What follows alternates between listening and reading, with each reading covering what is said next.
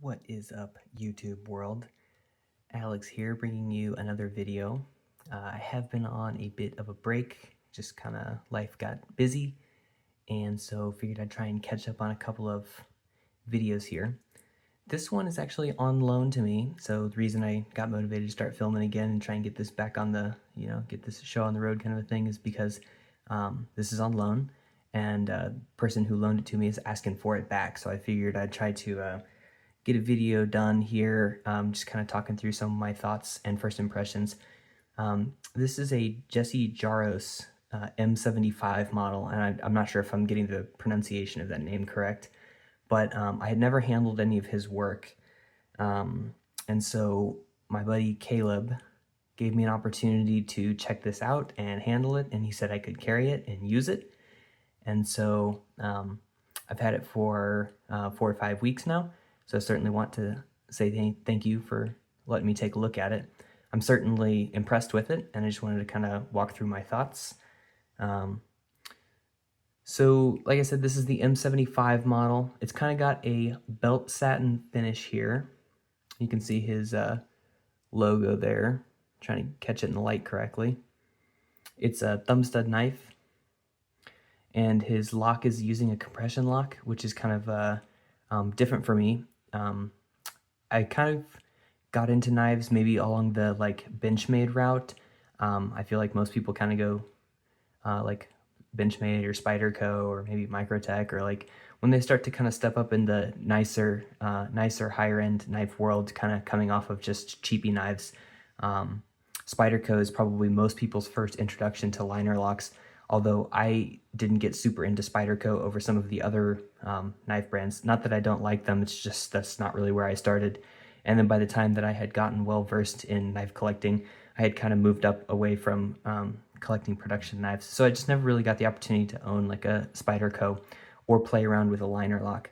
So this is kind of a fascinating first experience with for me, because it's a really high-end compression lock style knife. So although I don't have any Spydercos to compare it to, it was a fantastic time just to kind of play around with it and just get some thoughts on it.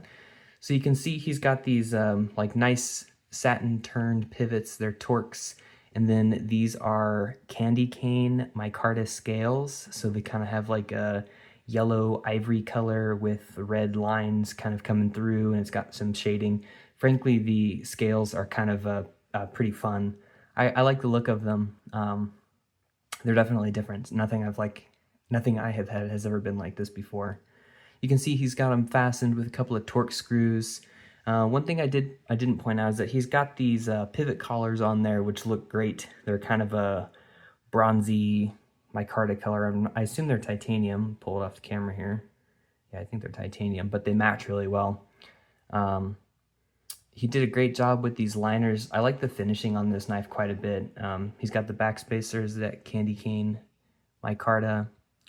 Then kind of coming around here, he's got this more of a stamped type spring clip. I'm not sure what his production process really is, but on a lot of custom knives, I think people like to see like milled pocket clips. To be honest with you, I don't know that I care that much. I definitely appreciate a good milled pocket clip, but I'm gonna say like these spring clips or spring type clips are extremely effective, and I think that that's pretty underrated. A lot of people get so caught up in the like how pretty the clip is, and I feel like they kind of forget that sometimes that kind of makes the clips less usable. Now, a lot of makers do a great job of making milled clips and making them usable, but I'm gonna say like 99.9% of the spring clips I get are like fantastic for use, whereas maybe that's not the case for a lot of milled clips. So also I think like, I don't know what he charges at his table price, but I know that the secondary value of his knives, or these knives, kind of reflects having a spring clip on there. So I guess what I'm saying is I think that the price you can get them for is fairly representative for having that. I'm sure he'll make milled clips. If he doesn't, maybe this is just an old model. I'm not super familiar with the maker, to be honest with you. You can see he's got some engraving of some kind on there. It kind of reflects his maker's logo. You kind of see that carried over from the blade, which is a nice look. it's well secured. It functions well. That's kind of what I was trying to get at with all that rambling, is that I like the way it functions. And then this is also a thumb stud knife. So historically on my channel, I've always been more of a flipper guy, and that's probably still true. However, I am starting to try and branch out a little bit, which is not really like me, but I'm trying to try some new things in the custom knife world. And so I've tried a few more thumb, stud / hole mechanisms. And so you'll see a few more videos of kind of knives that have that. So I think if this is on washers, it's got an incredible action. I think my buddy told me it was, but it is got a fantastic action to it. It's extremely easy. The detent on it is great. The compression lock is definitely something that you kind of got to get used to, but if you kind of came up on the Spyderco side of things, it's like this is probably second nature to you. And I kind of think that that's where my buddy, his experience lies. I think he's very familiar with it and comfortable with it, which is great. I definitely think it's interesting, and you don't see very many custom knives, or I personally don't see very many custom knives coming out with this compression lock, but it's certainly well done in this application.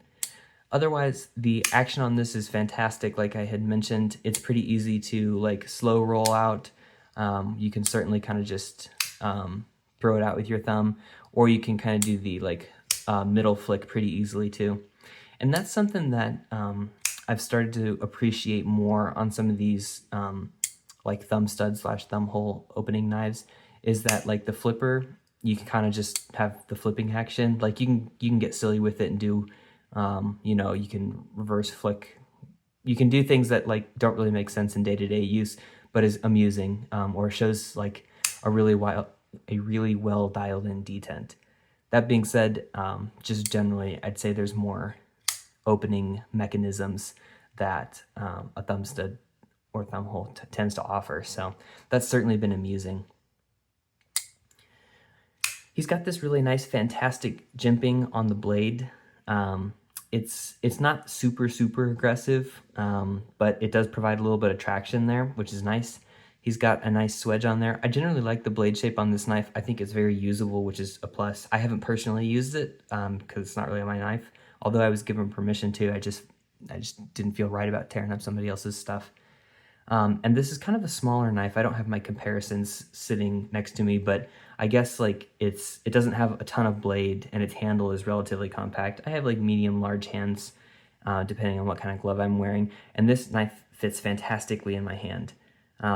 It's extremely ergonomic. The spring clip doesn't give you any hot spots or pain points. It's easy to get traction on this knife and feel comfortable using it. The ergonomics of it, like it fits well in your hand. It sits well in your hand. You feel pretty locked in. Like it doesn't have any like super crazy aggressive like lock your hand into it, but it does have this like nice kind of choil set where your fingers kind of sit naturally, and the knife just it feels good in your hand. I have no idea what kind of blade steel this is. It certainly finished well. I'd certainly be kind of curious to get more into some of Jessie's stuff. I certainly think this knife made a nice first impression on me in terms of the maker and in terms of compression locks. I know he's also starting to do some more like thumb holes, or he's doing some more complicated inlay work. I'll try and splice in a couple of photos of some of the things that he's been doing.